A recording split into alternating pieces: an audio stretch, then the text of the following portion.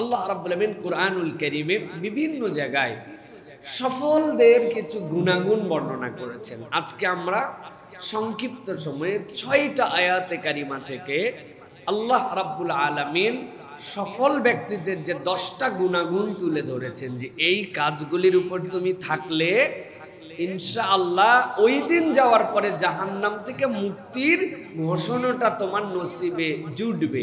আজকে সংক্ষিপ্ত সময়ে জাস্ট 6টা আয়াতে কারিমা বলবো, এর মধ্যে থেকে বাকি গুণাগুণগুলো আমরা বের করে নেওয়ার চেষ্টা করি।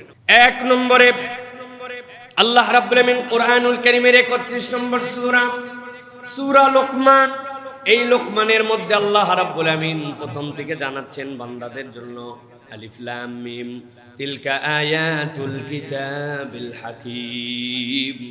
আমি তোমাদের জন্য যে কোরআনের যেইটার অর্থ তুমি জানো না, যেইটা দিয়ে শুরু করলাম, আল্লাহ বলছেন এইগুলা হচ্ছে প্রজ্ঞাপূর্ণ কোরআনুল কারীমের আয়াত।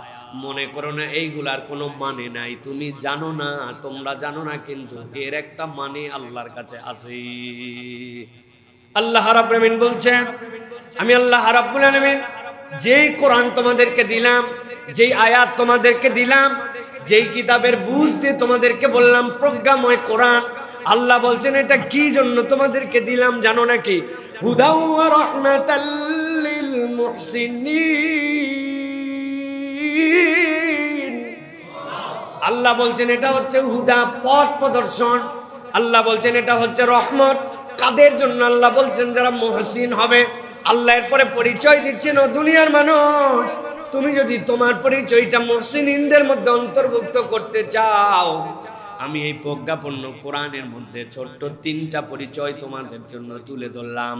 তুমি যদি এর অন্তর্ভুক্ত হও, তোমার নাম আব্দুল্লাহ হতে পারে, তোমার নাম আব্দুল খালেক হতে পারে, মিন্টু মিয়া হতে পারে, নজরুল ইসলাম হতে পারে, কিন্তু আল্লাহর কাছে তোমার নাম মুহসিনের দপ্তরের মধ্যে উঠে যাবে।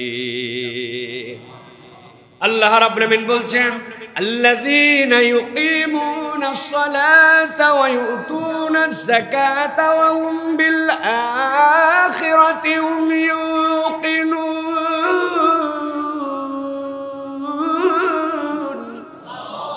আল্লাহ বলছেন 1 নম্বর, তুমি যদি তোমার তালিকাটা ঠিক করে নিতে চাও, সফল কাম তুমি হবা। অফিসে কোন পদ তোমার হবে, অফিসের তুমি সিনিয়র অফিসার না জুনিয়র অফিসার সেটা পরে দেখা যাবে, আগে দপ্তর বন্টন করা হোক। তুমি দপ্তরের মধ্যে আসো কিনা, রেজিস্টারের মধ্যে তোমার নাম উঠছে কিনা। আল্লাহ বলছেন তুমি সফল হতে চাইলে আগে তোমাকে মুহসিনের মধ্যে নাম উঠানো লাগবে। আর তুমি যদি মুহসিনদের মধ্যে অন্তর্ভুক্ত হতে চাও, মাস্ট তুমি যেরকম মানুষই হও না কেন, ন্যূনতম তোমার মধ্যে 3টা যোগ্যতা অর্জন করা লাগবে। 1 নম্বরে আল্লাযীনা ইউকিমুনাস সালাহ। বান্দা তোমার কোনো পরিচয় থাকবে না, 1 নম্বর পরিচয় হবে তুমি দুনিয়ায় যে অবস্থায় থাকো না কেন, তুমি সালাত আদায়কারী, সালাত কায়েমকারীদের দপ্তরে তোমার থাকা লাগবে। তবে মাঝে মাঝে মিস দেওয়া যাবে যদি বেশি ব্যস্ততা থাকে, যদি ধান কাটার সময় আসে, ধান লাগানোর সময় থাকে, পরীক্ষার চাপ, ওই সময় যদি নামাজ নাও পড়া হয়, তাহলে অন্তত মুহসিনের দপ্তরে আল্লাহ বাইপাস করে ঢুকাবে, তাই তো বুঝেন। কিন্তু আল্লাহ রাব্বুল আলামিন বলছেন না, আল্লাযীনা ইউকিমুনাস সালাহ, তোমার 1 নম্বর পরিচয় তুমি সালাত আদায়কারীদের মধ্যে, সালাত কায়েমকারীদের মধ্যে তোমার নাম অন্তর্ভুক্ত করবে। 2 নম্বরে ওয়ায়ুতুনাজ যাকাত, তোমার যদি সম্পদ আল্লাহ রাব্বুল আলামিন দিয়ে দেন, তাহলে খবরদার ভেবো না সব সম্পদের মালিক বোধহয় আমি। একটা হচ্ছে ঐচ্ছিক দান, আরেকটা হচ্ছে বাধ্যতামূলক। আল্লাহর সম্পদ তোমার কাছে আছে, আল্লাহর সম্পদ কোনটা তোমার মধ্যে আছে। 1 বছর যদি পার হয়ে যায়, নিসাব যদি অতিক্রম হয়ে যায়, 1 লাখ টাকার মালিক তুমি, কিন্তু খবরদার মনে করো না পুরা টাকা আমার। আল্লাহ বলছেন 97,500 টাকা তোমার, আর আল্লাহ বলছেন বাকি ওই 2,500 টাকা তোমার কাছে আছে, কিন্তু টাকাটা আল্লাহর। 7.5 ভরি স্বর্ণ তোমার কাছে আছে, কিন্তু তুমি মনে করতেছো 7.5 ভরি আমার। না, ওর 2.5% হচ্ছে আল্লাহ রাব্বুল আলামিনের। আল্লাহ বলছেন তোমার 2 নম্বর পরিচয় ওয়ায়ুতুনা যাকাত, তুমি কখনো এটা তোমার সম্পদ মনে করো না, তোমার সম্পদের পবিত্রতা হিসাবে তুমি সব সময় যাকাত আদায়কারী। সুবহানাল্লাহ। 3 নম্বর আল্লাহ রাব্বুল আলামিন বলছেন হুম বিল আখিরাতি হুম ইউকিনুন, আল্লাহ বলছেন আর তারা যা কাজ করে, যা করে পরকালকে বিশ্বাস করে করে, পরকালমুখী জিন্দেগি চালায়। সে জানে দুনিয়ায় আমাকে কেউ ধরতে নাও পারে, দুনিয়ায় ফাঁকি দেওয়া যেতেও পারে, দুনিয়ার বিচারকে প্রহসনে প্রশ্নবিদ্ধ করা যেতে পারে, কিন্তু সে পরকালে বিশ্বাস করে এমন এক দিবস, যেই দিবসে আল্লাহর সামনে দাঁড়ানো লাগবে। কোন ব্যক্তির জীবনে যদি এই 3 গুণ হয়, আল্লাহ বলছেন সে নিজের নাম মুহসিনদের মধ্যে তুলে নিল। এইটা কোনো ধোঁকাবাজি বিশ্বাসের নাম নয়, এইটা তার আন্তরিক বিশ্বাসের প্রমাণ। সে তার কাজের মধ্যে এইটার প্রমাণ দেয়। আল্লাহ বলছেন নবী আপনি জানাই দেন উলাইকা আলা হুদাম মির রাব্বিহিম ওয়া উলাইকা হুমুল মুফলিহুন। আমি আল্লাহ বললাম এই মানুষগুলাই হেদায়েতের উপরে প্রতিষ্ঠিত আছে, আর আশা করা যায় এই মানুষগুলাই সফল কাম হবে। একটু আওয়াজ দিয়ে বলেন তো এই ঘোষণাটা কার? এই কথা বলছেন কে? এই মানুষগুলার ব্যাপারে সাক্ষ্যদাতা কে? এই সাক্ষ্য কবুল করবেন কে? এই সাক্ষ্য যে দিতে হবে এই প্রস্তাবনাটা ঘোষণাও করছেন কে? আল্লাহ বলছেন বুঝ করে না, আমি রব্বুল আলামিন সফলদের তালিকা বানালাম। আমি প্রশ্নকর্তা, আমি খাতা দেখব, আমি মার্কিং দিব। যিনি প্রশ্নকর্তা তিনি প্রশ্ন জানালেন, যিনি মার্কিং দিবেন তিনি বলতেছেন গ্রেড কোনটা পাবা। যিনি এইটা কবুল করবেন তিনি আবার ঘোষণা দিয়ে আল্লাহর পক্ষ থেকে জানায় দিচ্ছেন নবীর মাধ্যম দিয়ে উলাইকা হুমুল মুফলিহুন। এই মুহসিনরা এই নাম উঠালে আল্লাহর কাছে তারাই সফল হবে। সুবহানাল্লাহ। অতএব আমাদের প্রাথমিকভাবে এই টার্গেটে আমাদের জিন্দেগিকে গঠন করতে হবে যে আল্লাহ আমার কাছে সম্পদ থাকলে দান করব। 2 নম্বরে আল্লাহর প্রতি পরকালের দিকে তাকায় আমার জিন্দেগি চলবে। বাস কেউ দেখে না, রব্বুল আলামিন আমাকে দেখছেন এই বিশ্বাস করি বলেই না আমি মুহসিন। আর দুনিয়া একদিক হতে পারে, আমার সালাত একদিক, এটার সাথে কোনো স্যাক্রিফাইস নাই, কোনো কাটাকাটি নাই। এই যদি আমাদের হয় তাহলে আমরা মুহসিন, আর মুহসিনরা আল্লাহর কাছে সফলের তালিকায় উঠে যাবে। সুবহানাল্লাহ বলেন। এটা গেল প্রথম দল। এরপর আল্লাহ রাব্বুল আলামিন সফলদের দ্বিতীয় পরিচয় দিচ্ছে। আল্লাহ বলছেন অনেক টাকা পয়সা, অনেক সম্পদ, অনেক প্রভাব প্রতিপত্তি, টানা বহু বছর ক্ষমতাধর, এক মহাদেশ থেকে আরেক মহাদেশ পার করে এসে হাজার হাজার টনের বোমা নিক্ষেপ করে এক দেশকে ধ্বংস করে দিতে পারে। আল্লাহ বলতেছেন মনে করতেছে দুনিয়ার দাপটে আর দুনিয়ার দুঃখিতে এইগুলা মনে করতেছে সফল। আল্লাহ বলছেন না, সফলদের একটা পরিচয় আল্লাহর কাছে আছে। কি পরিচয়? আল্লাহ বলছেন ওই মানুষগুলাই সফল যারা আল্লাহর ঘোষণা অনুযায়ী সূরা আলে ইমরানের মধ্যে আল্লাহ বলছেন যারা মানুষকে নিজের খাইয়ে নিজের পড়ে অপরকে কল্যাণের দিকে আহ্বান করে, এই মানুষগুলা আল্লাহর কাছে সফল। সুবহানাল্লাহ।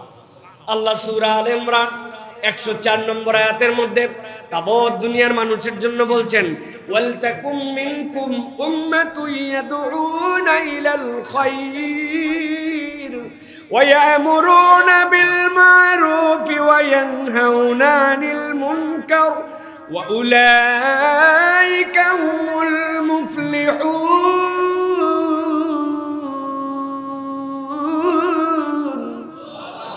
আল্লাহ বলছেন ও দুনিয়ার মানুষ, আমি আল্লাহ আশা করি তোমাদের মধ্যে এমন কতগুলা লোক হবে ওয়াল তাকুম মিনকুম উম্মাহ, ছোট্ট ছোট্ট দল হয়ে যাবে তোমাদের মধ্যে, যেই মানুষগুলার দুনিয়া লাগবে, রুজি লাগবে, ওই মানুষগুলারও টার্গেট আছে তার একটা বড় বাড়ি হলে সুন্দর হয়, ওই মানুষেরও টার্গেট আছে মাঠে যদি তার 100 বিঘা জমি থাকে ভালো হয়, ওই মানুষেরও টার্গেট আছে ব্যাংকের মধ্যে যদি তার বেশ কিছু রিজার্ভ থাকে তার ভালো হয়। এইগুলা কোনোটাই যদি আল্লাহর তরিকায় আল্লাহর পদ্ধতির বাহিরে না যায়, আল্লাহ কোনোটাই নিরুৎসাহিত করেন নাই। আল্লাহ এগুলা রাখতে বলেছেন, কোনো সমস্যা নাই। কিন্তু আল্লাহ বলছেন এর বাহিরে একটা গোষ্ঠীর মনটা এরকম হবে, তোমাদের মধ্যে থেকে একদল লোক আল্লাহর জন্য এরকম নিবেদিত হয়ে যাবে। ওয়ালতাকুম মিনকুম উম্মাতুন ইয়াদউনা ইলাল খায়র, তাদের নিজের খাওয়া নিজের পড়া, কিন্তু গরজটা তাদের দিলের মধ্যে আল্লাহ ঢুকাই দিয়েছেন। তারা মানুষকে কল্যাণের দিকে ডাকে। আর ওই মানুষগুলার ডাকার দুইটা পার্ট থাকে। এক নম্বর হচ্ছে তা'মুরুনা বিল মা'রুফ, মানুষকে সৎ কাজের আদেশ দেয়। কেবল সৎ কাজের আদেশ দিয়ে থেমে যায় না। আল্লাহ রাব্বুল আলামিন বলছেন ওয়া ইয়ানহাউনা আনিল মুনকার, তারা রিস্ক নেয়, তারা চিন্তা করে এইটার থেকে যদি আমরা মানুষকে ফিরাই, অনেক কথা বলবে, অনেক মানুষ বলবে তোমার কি তাতে, তোমার এত গরজ কেন? কিন্তু এরকম মনে করে না। তারা নিজের গরজে মনে করে খারাপকে থামাতে হবে, ঠেকাতে হবে, প্রতিহত করতে হবে। এর বিপক্ষে বুক চিতায় দাঁড়ায় যায়, প্রয়োজনে তার জীবন দিয়ে দিতে পারে, শহীদ হয়ে যেতে পারে। কিন্তু আল্লাহ বলছেন একদল লোক এরকম জানবাজ যদি দাঁড়ায় যায়, নবী আপনি জানাই দিয়ে রাখেন তাদের হয়তো এই দুনিয়ার বুকে সফলতাটা দেখা যাবে না, অথবা সফলতাটা হয়তো তারা নিজেরাও দেখে নাও যেতে পারে। কিন্তু তার মধ্যে যদি এই গুণ থাকে, মানুষকে সৎ কাজের দিকে ডাকা, সৎ কাজের আদেশ দেওয়া, অন্যায় থেকে ফিরানো, আল্লাহ বলছেন আপনি জানাই দেন উলাইকা হুমুল মুফলিহুন, দুনিয়ার কাছে তার কি পরিচয় জানার দরকার নাই, আমি আল্লাহর কাছে এসে সফল কাম। সুবহানাল্লাহ, উলাইকা হুমুল মুফলিহুন। এই দলের লোকের এখন সবচেয়ে অভাব, ঠিক কি না? নিজে বাঁচলে বাপের নাম, আমাদের মুখস্থ হয়ে গেছে এইটা, ঠিক না? কি রং কনসেপ্ট এইটা, নিজে বাপলে বাপের নাম, এটা হচ্ছে আমাদের একটা রং কনসেপ্ট। এইটা আমাদের সুদূর ইসলামিক দৃষ্টিভঙ্গিতে কিছু ব্যাখ্যা সাপেক্ষে এই কথা বলা যেতে পারে, কিন্তু আল্লাহ রাব্বুল আলামিন নিজে কেবল বাঁচতে বলেন নাই, কু আনফুসাকুম ওয়া আহলিকুম নারা, তুমি বাঁচো, তোমার পরিবার বাঁচাও, তুমি বাঁচো, তোমার সমাজকে বাঁচাও, তুমি বাঁচো, তোমার দেশকে বাঁচাও, তুমি বাঁচো, তোমার বিশ্বকে বাঁচাও। আমি চিন্তা করতেছি আমার দেশ কেমনে চলবে, গাড়ি কেমনে চলবে, অফিস কেমনে চলবে, হ্যাঁ, তেল যদি না থাকে গার্মেন্টস কেমনে চলবে, চিন্তা করতেছি না? একবার আমি এই চিন্তা করার বক্তব্য খুঁজেই পাচ্ছি না যে এই যে অন্যায় যুদ্ধ, দেশ যেটাই হোক, আপনি উন্মুক্ত ভাবে মানুষকে বোম্বিং করে মেরে ফেলতেছেন, স্কুল মানতেছেন না, বাচ্চা কাচ্চা মানতেছেন না, শেষ করে দিচ্ছেন। এই যুদ্ধটা কেমনে বন্ধ হবে? আমার অত প্রভাব নাই, আমার কথা কে শোনে? আমি ক্ষুদ্র এক মানচিত্রের কোণার মধ্যে দেশ, কিন্তু আপনি তো দেশ, আপনি তো মানুষ। এই হিসাবে তো আপনার এই আওয়াজের পক্ষেও একটা কথা থাকার কথা ছিল। এই আওয়াজ আমার দেশে নাই, কথা ঠিক কিনা? হাওয়ালাপ সংসদের মধ্যে চলতেছে, যেইগুলা সমাধান হয়ে গেছে, মানুষ যার পক্ষে বক্তব্য দিয়ে দিছে, ওইগুলা নিয়ে ডিবেট চলতেছে, ফালতু আলাপ চলতেছে। সংসদ যেন এরকম যে আমি যত বাকপটু, আমি যত কথার মারপেচে আগাতে পারবো, সেই যেন ভালো সংসদের সদস্য। ওইগুলা যদি হতো তাহলে তো সবচেয়ে বড় ডিবেটারদেরকে নির্বাচন করে সংসদের ভিতরে ঢুকাই দিতে হতো। সেই হিসাবে আমিও তো একটা ডিবেটর। 2003, 4, 5, 6, 7 সালে আন্তঃবিশ্ববিদ্যালয় সেরা ডিবেটে বাংলাদেশের টপ ছিলাম। কি এর জাহাঙ্গীরনগর ইউনিভার্সিটি, কিসের অন্য বিশ্ববিদ্যালয়, সবগুলোকে হারায়া সেরা ডিবেটর ছিলাম। ওইটাই যদি মানদণ্ড হয় তাহলে সংসদের ভিতর আমাকে নিয়ে যান, আরো ভালো ভালো ডিবেটর যারা আছে তাদেরকে নিয়ে যান। সংসদের কাজ তো এইটা নয়, ঠিক কিনা? কিন্তু এখন ভাবচক্কর এমন হয়েছে, কথার মারপেচে কে কার উপরে উঠতে পারে, এই সকল বিলাসিতার জন্য সংসদ চলতেছে। আমার প্রস্তাবনা, সংসদ চলাতে নাকি প্রতি মিনিটে কোটি টাকা না লাখ টাকা খরচ হয়। দেশের যে পরিমাণ ক্রাইসিস, এই হিসাবে সবার আগে সংসদটা বন্ধ রাখেন, অন্তত বিদ্যুৎ খরচ বাঁচবে, ঠিক কিনা? সংসদ যদি এই সকল ফালতু আলাপের কেন্দ্র হয়, মীমাংসিত বিষয় নিয়ে নতুন করে কথা বলার জায়গা হয়, সংসদকে বন্ধ রাখেন, সংসদের আশপাশের লাইট অফ করেন, অন্তত পক্ষে ঢাকার 2-1টা অ্যাপার্টমেন্টে তাহলে নির্বিঘ্নে 1 মাস চলবে, ঠিক কিনা? আর যদি কার্যকর করতে হয়, দেশের জন্য ভাবেন, দশের জন্য ভাবেন, দেশ কিভাবে বাঁচবো ওইটার আলোচনা ওখানে তোলেন। আলোচনা শেষ পর্যন্ত না পৌঁছালেও দেশের মানুষ অন্তত বুঝবে যে আমরা যুদ্ধের পক্ষে নয়, অন্যায় যুদ্ধের পক্ষে নয়, এই সকল মানুষ বিপদে পড়ুক এর পক্ষে নয়, এরকম একটা বক্তব্য দেন। কথা পৌঁছাক কি না পৌঁছাক, দেশের মানুষ অন্তত অনুভব করুক। ফালতু কথার জন্য সংসদ নয়, ঠিক কিনা? উনি একটা কথার খেলা দিচ্ছে, তার পিছনে ইনি একটা কথার খেলা দিচ্ছে। মাকিরা চাপড়াচ্ছে, টেবিল চাপড়াতে হলে বাড়ির যায় টাপটাও, ওই জায়গায় একত্রিত চাপড়ানোর দরকার নাই, ঠিক কিনা? এখন টেবিল চাপড়ানো ওয়াজ করার জন্য আসছে নাকি? প্রিয় ভাইয়েরা, বলার উদ্দেশ্য কি? একদল লোকের মধ্যে থাকতে হবে যে সতের পক্ষে কথা বলবে, ন্যায়ের পক্ষে কথা বলবে। আমার এই কথাও কিন্তু অনেকের গায়ে লাগবে, মনে হয় সরকারের বিপক্ষে বলতেছে। ভাই, সরকারের বিপক্ষে বা বিপক্ষে নয়, বিগত 15 বছর হকের পক্ষে, অন্যায়ের বিপক্ষে আমরা কথা বলছি, ঠিক কিনা? এখন তো বলার লোক নাই, এখন ধরে কে? এখন যে ধরবে সেই ঝামেলায় পড়বে। যেই সময় ধরার লোক ছিল ওই সময় আমরা হকের পক্ষে কথা বলেছি, এটা নতুন কোনো কথা নয়। আপনারা সাক্ষী আছেন না প্রিয় ভাইয়েরা? আল্লাহ রাব্বুল আমিন আমাদেরকে বোঝার তৌফিক দান করুন। প্রিয় ভাইয়েরা, অতএব দুনিয়া একদিক হয়ে যেতে পারে, আমার টার্গেট থাকবে আমি কল্যাণের দিকে মানুষকে ডাকবো, সৎ কাজের আদেশ দিব, সাধ্যের মধ্যে অন্যায় থেকে মানুষকে ফেরানোর জন্য চেষ্টা করব। অন্যায় দেখলাম, চিন্তা করলাম আমার সাথে তো হচ্ছে না, আমার এলাকার সাথে তো হচ্ছে না, আমার পরিবারের সাথে তো হচ্ছে না, আমি তো সরাসরি আর ভিকটিম নই, অতএব হলেই কি আর না হলেই কি। এটা যদি আমার মন মানসিকতা হয়, আপনি বিভিন্ন দলে নিজেকে যুক্ত করে নিতে পারবেন, কিন্তু আল্লাহর দেওয়া উলাইকা হুমুল মুফলিহুন, সফল কামদের তালিকার মধ্যে নিজের নাম দেখা যাবে না। অতএব সফল কামের তালিকার মধ্যে দেখতে হলে নিজের খায় বনের মোষ মাঝে মাঝে তাড়ানো লাগবে, ঠিক কিনা? 3 নম্বরে আল্লাহ রাব্বুল আমিন বলছেন, একদল লোক আল্লাহর কাছে সফল কাম হিসাবে নাম লেখায় ফেলবে। সূরা রুমের মধ্যে আল্লাহ রাব্বুল আমিন তার বর্ণনা দিয়েছেন। 38 নম্বর আয়াত থেকে আল্লাহ তার বর্ণনা শুরু করেছেন। আল্লাহ বলছেন, কারা তারা জানো নাকি? যেই মানুষগুলো আল্লাহ রাব্বুল আমিনের কাছে সফল কামের তালিকায় উঠে যাবে। আল্লাহ রাব্বুল আমিন বলছেন, ফাআতিযাল কুরবা হাক্কাহু ওয়াল মিসকিনা ওয়া ইবনাস সাবিল যালিকা খায়রুল লিল্লাযীনা ইউরিদুনা ওয়াজহাল্লাহ যালিকা খায়রুল লিল্লাযীনা ইউরিদুনা ওয়াজহাল্লাহি উলাইকা হুমুল মুফলিহুন।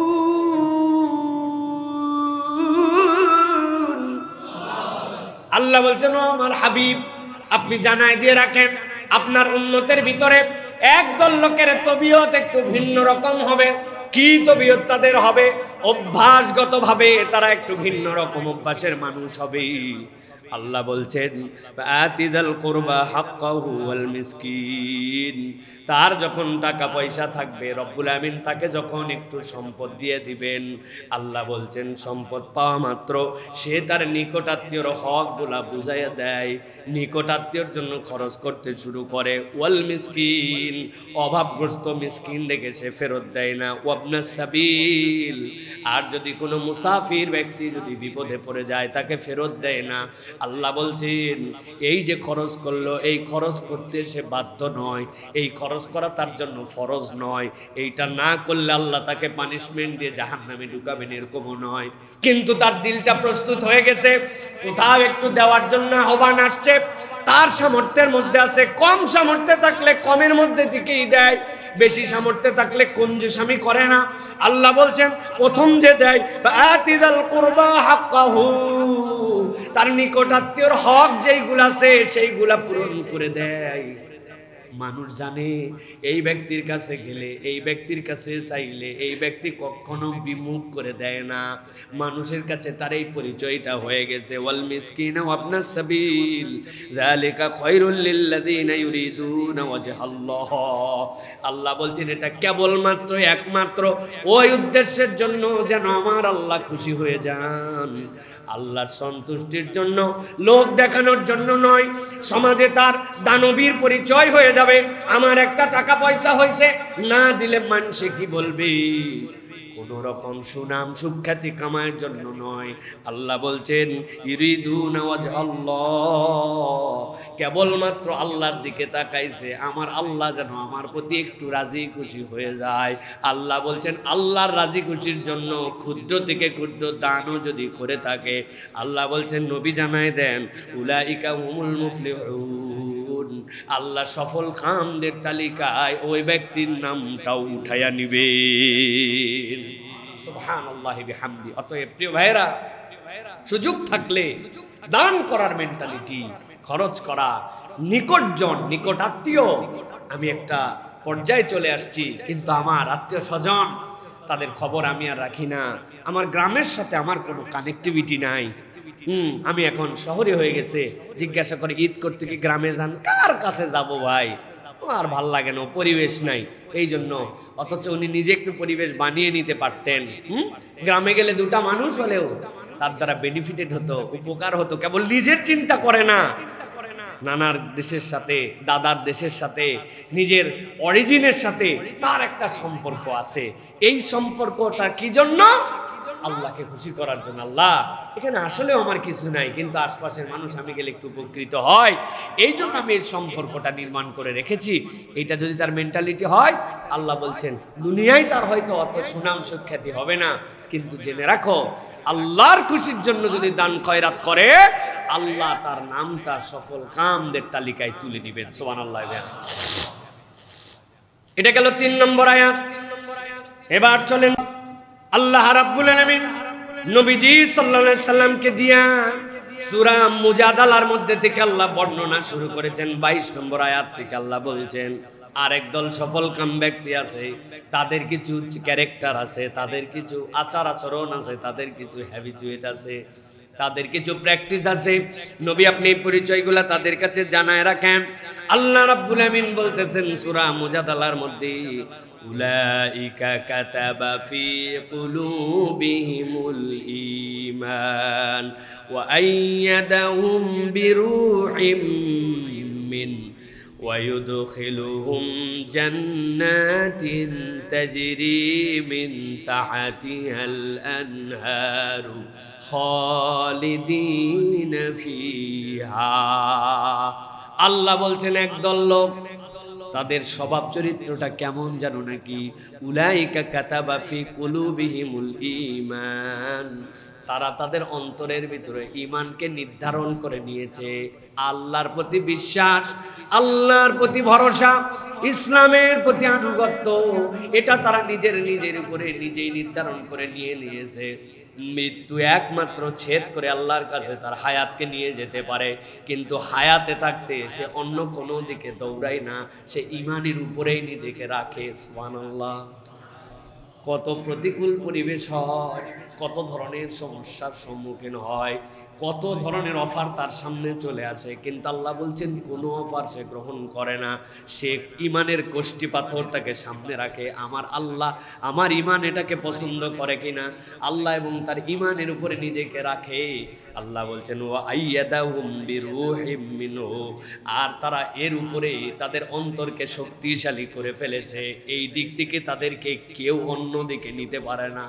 আল্লাহ রাব্বুল আলামিন মূলত সাহাবীওয়ালা ক্যারেক্টারের কথা এখানে বর্ণনা করেছেন। ওই সাহাবীকে উঠানো হয়েছে অঙ্গারের উপরে, জিজ্ঞাসা করা হয়েছে তুমি কি ঈমান আনছো না আনো নাই? তুমি যদি বলো আমি ঈমান থেকে সরে যাব, তাহলে তোমার জন্য আযাবকে দূর করে দেওয়া হবে। এত কষ্ট পাইছেন, কষ্ট পাই মুখে মুখে বলছেন সরে গেলাম, কিন্তু দিলের মধ্যেই কথা তাসির তার লেগে গেছে যে মুখের কথাও তো বললাম। আল্লাহ নবীর কাছে দৌড়াই গেছেন, ইয়া রাসূলুল্লাহ পরিবেশের কারণে এরকম কথা বলেছে, কিন্তু আমার অন্তর তো রব্বুল আলামিনের দিকেই আছে, আমি তো পরিবর্তন হয় নাই। আল্লাহ নবী বলেন কোনো সমস্যা নাই। আল্লাহর পক্ষ থেকে আয়াতে কারিমাও চলে আসলো, এদের অন্তরটা দ্বীনের উপরে স্থায়ী হয়ে গেছে। মুখের কথাই তখন কি বাজায় আসে, ওইটা তার মনের কথা নয়, ওইটা পরিস্থিতির কারণের কথা। আল্লাহ বলতেছেন এই শ্রেণী তো আছে, আরেকটা শ্রেণী আছে নিজেদের অন্তরকে তার প্রতি শক্তি করে ফেলছে। বেলাল রাদিয়াল্লাহু তাআলাকে বলা হয়েছে শুধু একটা কথা বলো, যেই জায়গায় তুমি আছো এই একই জায়গাতে তুমি না কেবল মুহাম্মদ সাল্লাল্লাহু আলাইহি ওয়াসাল্লাম যদি থাকতো তাহলেই তোমাকে ছেড়ে দিব বলে আমি শতবার এই জায়গার মুখোমুখি হতে রাজি আছি, কিন্তু আমার হাবিব সাল্লাল্লাহু আলাইহি ওয়াসাল্লামকে একবারও এটার মুখোমুখি এই কল্পনাও করতে আমি রাজি নাই। সুবহানাল্লাহ। আল্লাহ রাব্বুল আমিন বলছেন উলাইকা কাতাবা ফি কুলুবিহিমুল ঈমান ওয়া আইয়াদাহুম বিরূহিম মিনহু ওয়া ইউদখিলুহুম জান্নাতিন তাজরি মিন তাহতিহা আল-আনহার খালিদিনা ফিহা রাদিয়াল্লাহু আনহুম ওয়া রাদু আন উলাইকা হিজবুল্লাহ আলা ইন্না হিজবাল্লাহি হুমুল মুফলিহুন। আল্লাহ বলছেন, ও দুনিয়ার মানুষ, একবার যদি তোমার অন্তর্কের উপরে স্থায়িত্বের মধ্যে নিয়ে আসতে পারো আর ইমানের প্রতি তুমি যে অটল অবিচল করতে পারো, আল্লাহ বলছেন আমি রব্বুল আমিন তাদের ব্যাপারে একটা সাক্ষ্য দিয়ে দিলাম। কি সাক্ষ্য দিলাম? রাদিয়াল্লাহু আনহুম ওয়া রাদু আন, তারা আল্লাহর প্রতি খুশি আছে আর আল্লাহও তার প্রতি খুশি আছে। সুবহানাল্লাহ। আল্লাহ বলছেন ওই হালতটা কিয়ামত পর্যন্ত মানুষের জন্য থাকবে। একদল লোক এই দলের উপরে অধিষ্ঠিত থাকবে, সে আল্লাহর বিধানকেই চূড়ান্ত মনে করেছে। দুনিয়ায় কে কি বলল কিচ্ছুই মনে করে না, আল্লাহর দিক থেকে তার পা পিচ্ছিল হয়ে যায় না। আল্লাহ বলছেন জানো নাকি দলগতভাবে এরা কোন দলের মেম্বার, এদের পার্টির নাম কি? আল্লাহ বলছেন উলাইকা হিজবুল্লাহ, এরা হচ্ছে আল্লাহর দল। আর আমি আল্লাহ জানাই রাখলাম আলা ইন্না হিজবাল্লাহি হুমুল মুফলিহুন, আল্লাহর দলের লোকেরা একমাত্র সফল হতে পারবে। সুবহানাল্লাহ। তাহলে দল একটা আল্লাহরও আছে, আছে না ভাই? আল্লাহর একটা পার্টি আছে। আল্লাহর পার্টির যারা মেম্বার তাদের পরিচয় কি? যে তারা তাদের দিলকে কাতাবা ফি কুলুবিহিমুল ঈমান, তারা ঈমানকে প্রায়োরিটি দিচ্ছে, আর কোনো কিছুর প্রায়োরিটি নেই। ওয়াইয়াদাহুম, এর উপরে নিজেদেরকে শক্তিশালী করে নিয়েছে। কত অপরাধ ভাই! একটু ব্যবসা করার জন্য লোন নেওয়া লাগে, আর আগেকার কি লোন এরকম ছিল? এখনকার লোন একটু সুদ ভিত্তিক নিতে হয়। আগে না ছিল ইম্পোর্ট, না ছিল এক্সপোর্ট, এখন দুনিয়া ট্রেড চলতেছে আর তুমি আসো ব্যাকডেটেড। আল্লাহ আমি পরিস্থিতির শিকার, আল্লাহ এই জন্য আমি একটু ট্রেডিং করতেছি এই কারবার দিয়া। আল্লাহ বলছেন এই দল থাকবে, আল্লাহ তাদেরকে পরিস্থিতির শিকার বললে মাফ করে দিতেও পারেন, কিন্তু আরেক দল থাকবে আইয়াদাহুম, শক্তিশালী করে রাখছে, ভিক্ষা করে খাবো, সুদের কারবারে জড়িত হব না। আছে না এই মেন্টালিটির লোক? আছে না? শত শত লোক এরকম আছে।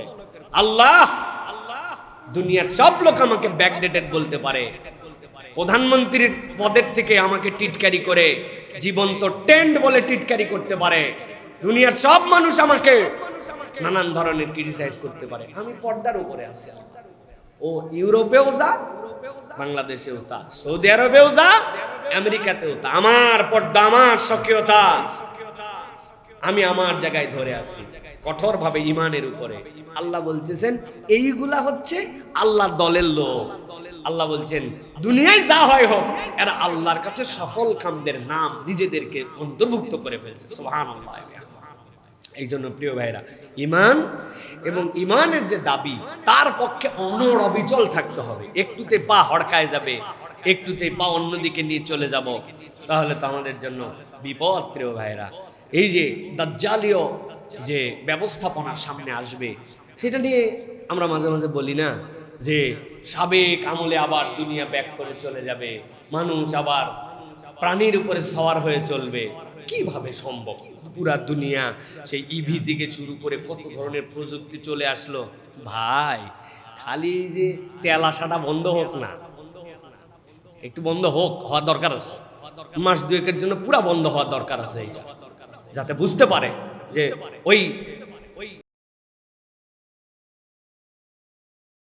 এই বিশ্ব তাকায় তাকায় দেখতেছে আইসিইউ এর ভিতরে তাদের জন্য পাম্প চলা অবস্থাতে তারা শুধু একটা রেজিমের বিপক্ষে নিজেদের অবস্থানকে প্রতিষ্ঠিত করার জন্য তেল বন্ধ করে দিয়ে শত শত বাচ্চাকে মেরে ফেলছে হাসপাতালের মধ্যে, তাদের আইসিইউ চলে না।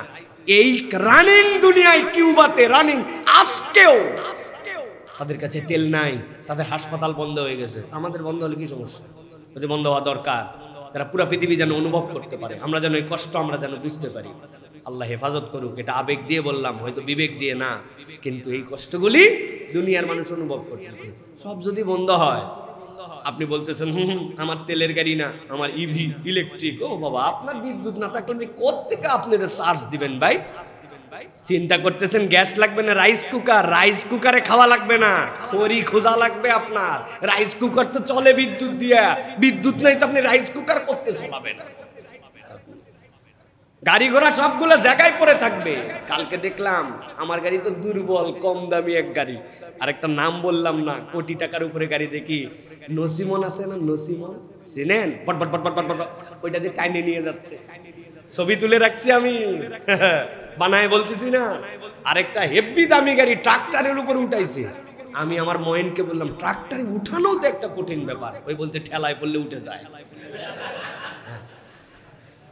এই যে দুনিয়ার বাস্তবতা, এই বাস্তবতায় আবার ঘোড়ার পিঠে ওঠা খুব দূরের কথা, কুত্তার পিঠে ওঠা লাগবে। ঘোড়া তো অনেক দূর, কত ঘোড়া পাবেন কোথায়? প্রিয় ভাইয়েরা, দুনিয়া এরকম হয়ে যেতে পারে। যারা আমরা মনে করতেছি মাশাআল্লাহ এই অবস্থায় আছি, এলা মাইক মাইক চলবে না, মুখ দেওয়াজ করা লাগবে, মোবাইল টোবাইল কিচ্ছু থাকবে না, তখন আপনি কি, আপনি তখন আবার মুহূর্তের মধ্যে 48 ঘন্টার মধ্যে 100 বছর পিছায় চলে গেছেন, 150 বছর 200 বছর পিছায় চলে যাবেন, ঠিক কি না? এই সময় আপনাকে একজন বলছে তোমার মোবাইলটা অন করাই দিব আর তোমার গাড়ির তেল দিব, আমার কথা শোনা লাগবে, রাজি না? রাজি না? যা বলবে তাই রাজি। তোমার কথা শোনা লাগবে মানে পা দাও, তলা দাও, গু লাগাই দাও, সাইডে দিচ্ছি। কারা করবে এটা? যারা ইমানের উপরে যারা অবিচল থাকতে পারবে না, এই সময়ও যারা সুপরিস্থিতিতে, পজিটিভ পরিস্থিতিতেও যারা আল্লাহর দিকে থাকবে না, ওই সময় ওই মানুষের ইমান রাখতে পারবে না, এটাই বাস্তবতা, ঠিক কি না? দাজ্জাল আপনাকে যে দেখাবে বৃষ্টি নেমে যাচ্ছে, জান্নাত দেখাই দিচ্ছে, তার হুকুমে আল্লাহ পাওয়ার দিচ্ছে, সব হচ্ছে, আপনি কেমনে ঈমান ধরে রাখবেন? সম্ভব না তো, আপনি এখনই তো ঈমান বেচে দিবেন। এই জন্য আল্লাহ বলছেন উলাইকা কাতাবা ফি কুলুবিহিমুল ঈমান ওয়া আইয়াদাহুম বিরূহিম মিন, এর উপরে কঠিন বানায় ফেলছে। আল্লাহর দিক, আল্লাহর দিকই, ভালো পরিবেশেও আল্লাহর দিক, খারাপ পরিবেশেও আল্লাহর দিক। এখন না আপনাকে প্রমাণ দিতে হবে, সব সুযোগ থাকার পরেও আমি আল্লাহর দিকে আছি, তখন না আল্লাহ আপনাকে সাপোর্ট করবে, আল্লাহ আপনার দিলকে মজবুত বানায় দিবে। দুনিয়া একদিক হয়ে যাবে, যুবক দাঁড়ায় যাবে, কিসে তুই আমারে মারে ফেলবি, আবার তুই জীবন দিবি, তাও তুই দাজ্জাল। দাজ্জাল তাকে হত্যা করে ফেলবে, সে দেখবে, সাথে সাথে আবার জীবন দিবে, দাঁড়াবে, আমি তোরে মারছি, আমি জীবন দিচ্ছি, বলছি তাও তুই দাজ্জাল। আমার নবী এই কথা বলছিল, আমার ঈমান আছে। ওই যে প্রতিরোধ শুরু হবে, ওইটা একজন যুবক ঈমানদার দিয়ে প্রতিরোধ শুরু হবে। সুবহানাল্লাহ।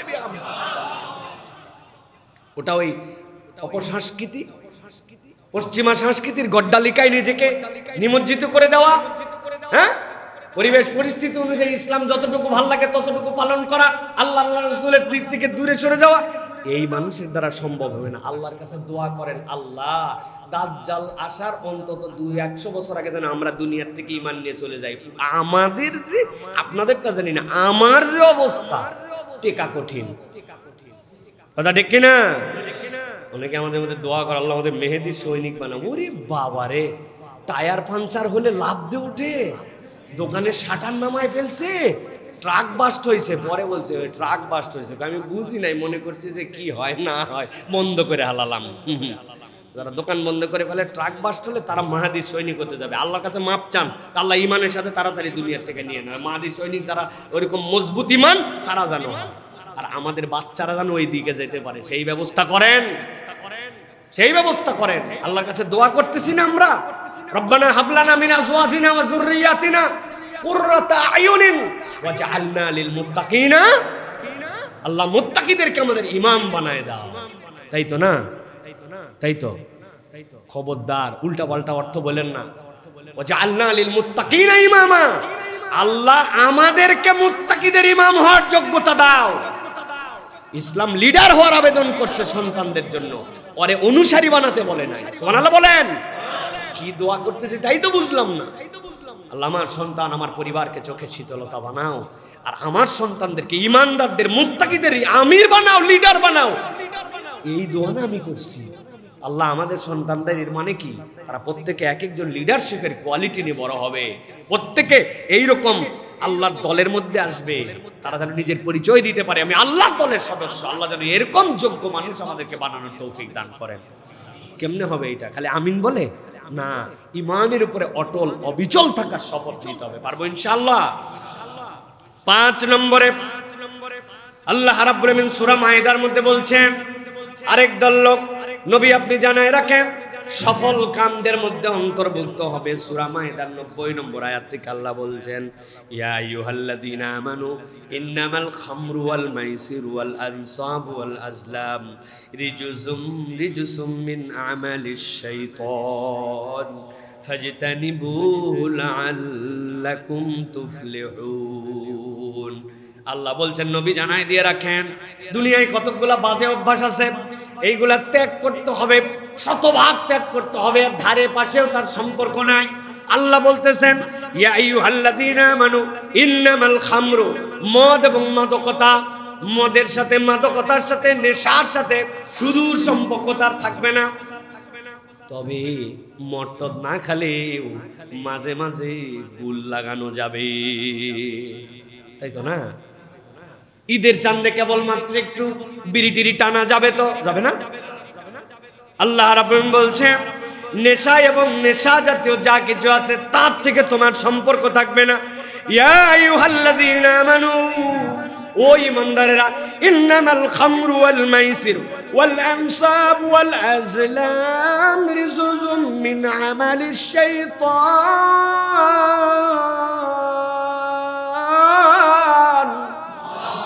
আল্লাহ বলছেন আমি জানাই দিয়ে রাখলাম, তোমার কাছে পরিষ্কার করে দিয়ে রাখলাম, 1 নম্বরে মদ, 2 নম্বরে জুয়া। আল্লাহ বলছেন ওয়াল আনসাব, ভাগ্য নির্ধারণকারী তীর। তোমরা 10 জন মিলে একটা লটারির টিকিট কাটছো, একজনকে দিয়ে দিয়েছে 40 লক্ষ টাকা, ঢাকার বুকে ফ্ল্যাট।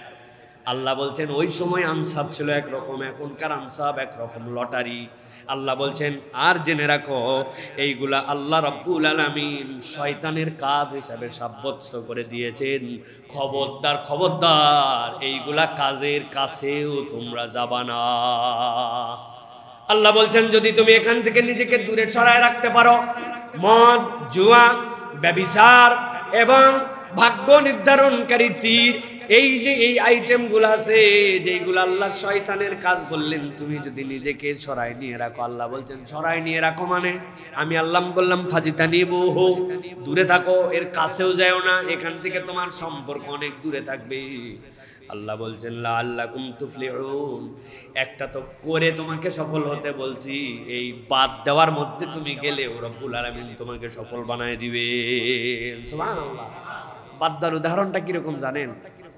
একটা বাচ্চাকে বলছে যে তুমি এই বাংলাদেশের মানচিত্রটা তাড়াতাড়ি করে জোড়া দাও। বলেন তো বাংলাদেশের মানচিত্র যদি ছিঁড়ে দেয় 1 পৃষ্ঠা A4 সাইজে, এটা জোড়া দেওয়া সহজ না কঠিন? কঠিন। আমাদের মানচিত্র এইরকম করতে করতে প্যাঁচ আবার সমুদ্রের মধ্যে আমাদের লেজ ঢুকে গেছে, ছোট বাচ্চার জন্য কঠিন না? আল্লাহ বেশি সময় লাগায় নাই, অল্পক্ষণের মধ্যেই ওই বাচ্চাটা জোড়া দিয়ে ফেলছে। আরে তো মাথা খারাপ, ওরে সুবহানাল্লাহ, তুই কেমনে এটা জোড়া দিলি?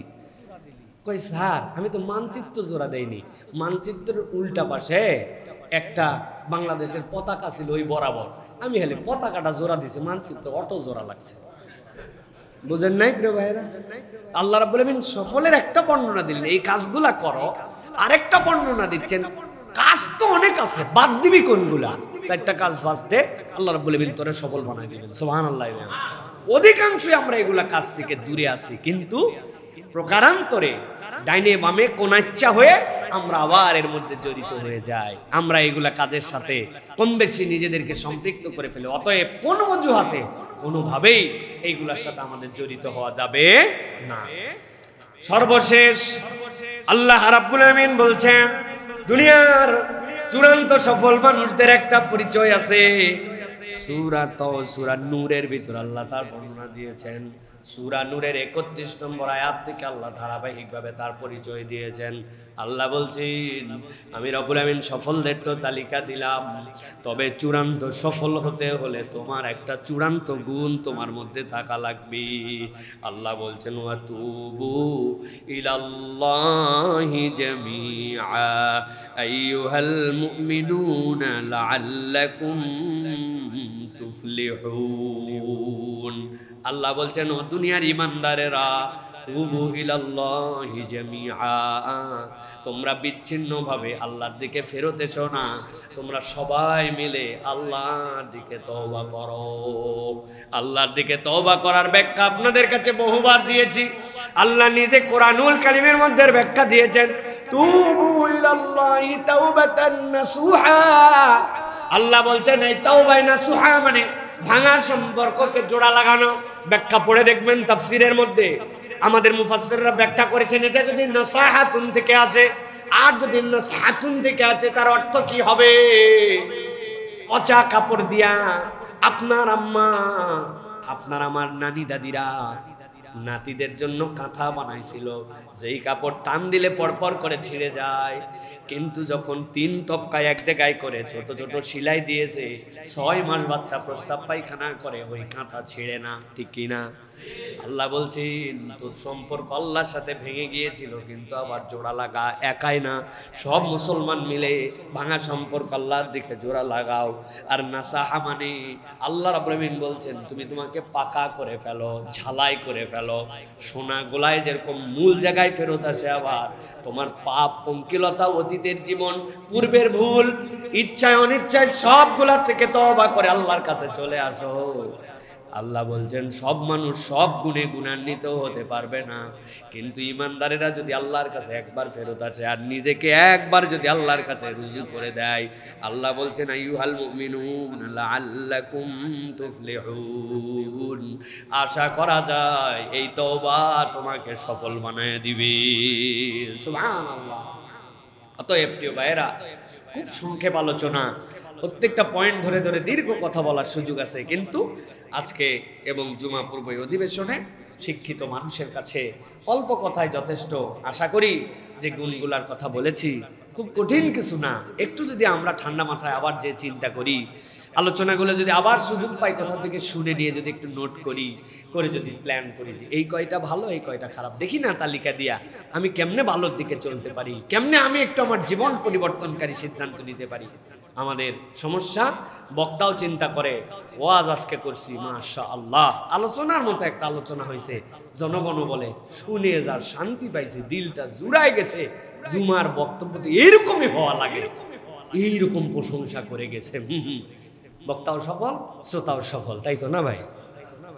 না ভাই না, আমাদের একটু নিজেদের জীবনকে নতুন করে একটু অ্যানালাইসিস করে আমরা যেন সামনের দিকে এই সিদ্ধান্তগুলো নিজের জীবনে বাস্তবায়ন করতে পারি। আল্লাহ যেন সেই তৌফিক দান করেন।